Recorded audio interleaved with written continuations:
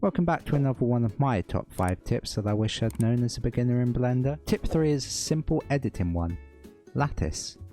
Nope, not that one I'm afraid. Editing can be a bit of a faff, especially when you need to be more precise.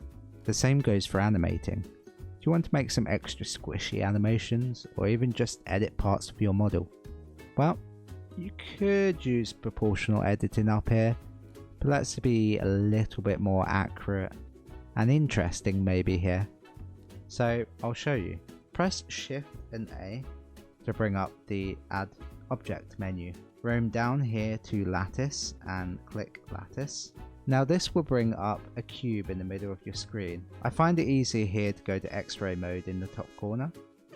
And you want to press S to resize your cube to the outside of your mesh that you're trying to deform. So here I'm gonna make it a bit wider on the X-axis.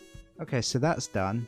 Now go out of X-ray mode and click your mesh. Now you want to go to the modifiers menu and click Add Modifier. We want to go to Deform and go to Lattice, and then on the eyedropper tool here you want to click it and select your lattice in scene. Once you've done this, click your lattice in scene and go to edit mode. Here you're going to see 4 vertices on the corner.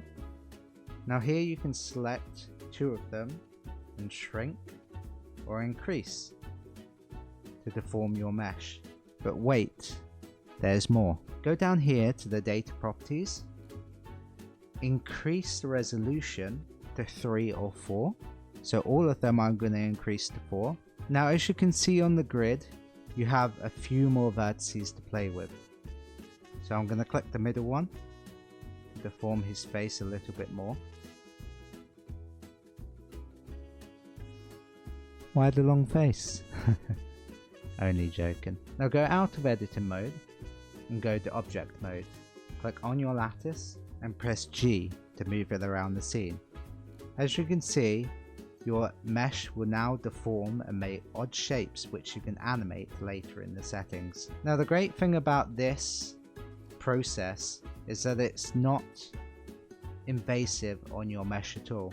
It won't destroy any existing shape you've got to your mesh unless you click on the mesh, go to modifiers and apply this modifier. But we don't want to do that yet.